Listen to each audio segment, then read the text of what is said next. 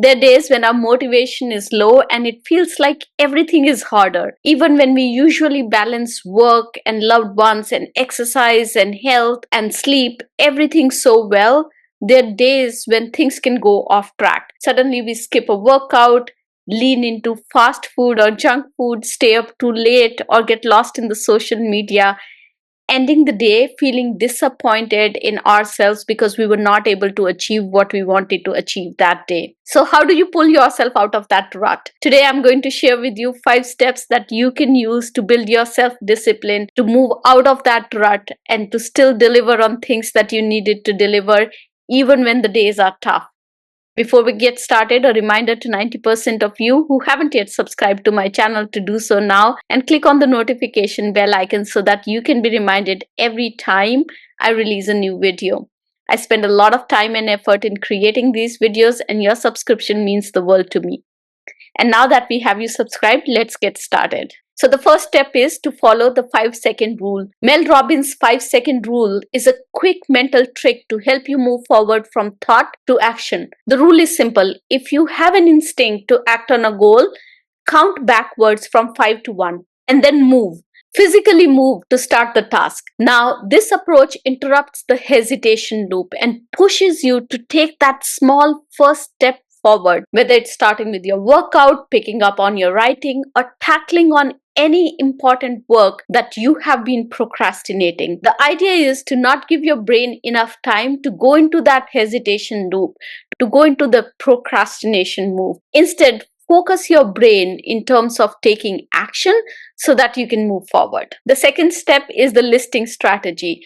Now, many times when we think about all that we need to do in a day, we start creating these lists in our mind. And as we start thinking about it, these lists start growing in our minds. And before we know, our mind has this confused long list that seems like a daunting task that we don't want to embark on.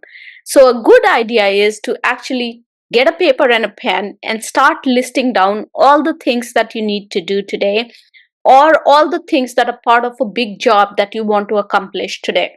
After you create that list, the next step is to identify what are the 2 most important things that you need to do today to be able to accomplish that bigger goal. What are the 2 things that you need to do first? And then focus all your attention on those 2 things.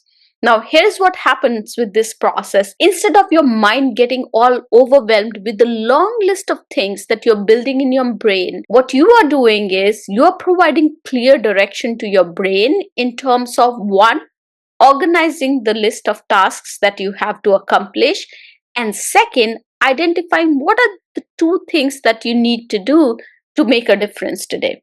Now, when you do this, your brain is no longer confused or overwhelmed because it now knows that you have to focus on only the 2 things that you have listed on the paper.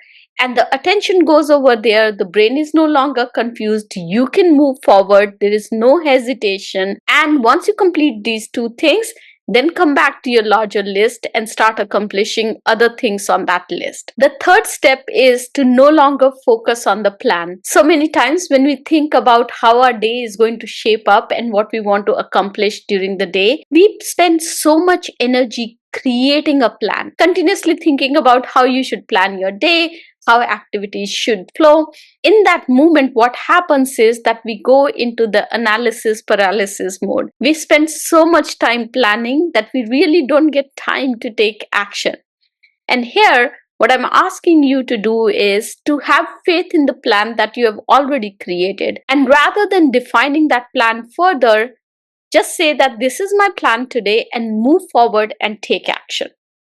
What this does is it moves you from a phase of just thinking to the doing phase. And really, if you think about it, this phase is all about moving forward. It's about accomplishing small things as opposed to being trapped in creating a bigger plan, which God knows when will you get an opportunity to implement. So on the days when motivation is low, we oftentimes think that we need to first get motivation to do something. The reality is you need to actually do something to feel motivated to do more. There's so many times I've seen people get stuck in trying to look for motivation outside, in the outside world, to get started. Instead, what you need to do is to take that small little step, even if it means getting out of the bed, doing your stretches, or getting out of the bed and making some healthy food for yourself, or just sending an email that you have been procrastinating on for a long time. That small task will give you the motivation to do the next task. So don't look for motivation outside. Instead, do a small task that provides you the motivation to get started to do more. The next step is to focus on mundane. Many times when our motivation is low, our creative energy is also low. So in those times, if you try to do high energy, high creativity tasks, you're going to feel that you're not as productive. And what that would do is that will reduce your motivation, that will reduce your confidence in yourself. Instead, on these days when motivation is not high, focus on the mundane, focus on operational tasks that you can work on, still check them off your list, move forward, but are not getting demotivated because you don't have that kind of creative energy. This happened to me many times when I was writing my Amazon bestseller, Fast Track Your Leadership Career, that you see over here. As I was writing the chapters, sometimes I would have a creativity block, a writer's block. And then I would push myself to write something, and what I would write would be subpar. Instead, on those days when I started feeling low or my motivation was low, I would do the mundane. I would clean up my desk. I would respond to emails that I hadn't responded for days and give me that break to really process that creativity block and come back and write better the next day. And the last strategy that I have for you is to use the Pomodoro technique and use a timer. Now, I've noticed this many times with myself when my motivation is low or when I'm not feeling up to it to tackle large tasks. I would start watching the news, or I would start listening to a podcast, or I would start going on social media and watching at reels. And before I know, my entire day is consumed in these activities, and I've been procrastinating the whole day to do something productive. So for those times, what I do is I use the Pomodoro technique. I set a timer for 25 minutes. I pick up a small task that I would accomplish in those 25 minutes. I give myself that carrot or the end reward of being able to watch stuff on social media or read a piece of news after I finish this task in 25 minutes. That becomes that intrinsic motivation for me to finish that task before I start watching some reels. And then I give myself a break of about 10-15 minutes. I watch those reels or I listen to a podcast and then come back and pick up the next task. So in this way, I provide motivation to my brain to do something productive before I can enjoy a reel on social media or listen to a piece of news or podcast that excites me. Not every days are like that. Some days you have high creative energy, you're motivated, you have all the discipline to get started on things.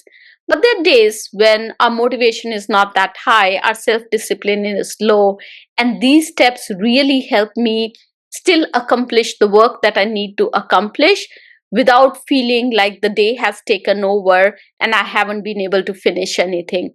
So try out these strategies. Let me know if any of these work for you, which one resonates with you the most. And I would love for you to also share with me, what strategies do you use on the days when your motivation is not high? If you like this video, please like, share, and subscribe. Your subscription means the world to me, and it helps you share knowledge with your network as well. I'll see you next week. Till then, have a successful week. Bye-bye.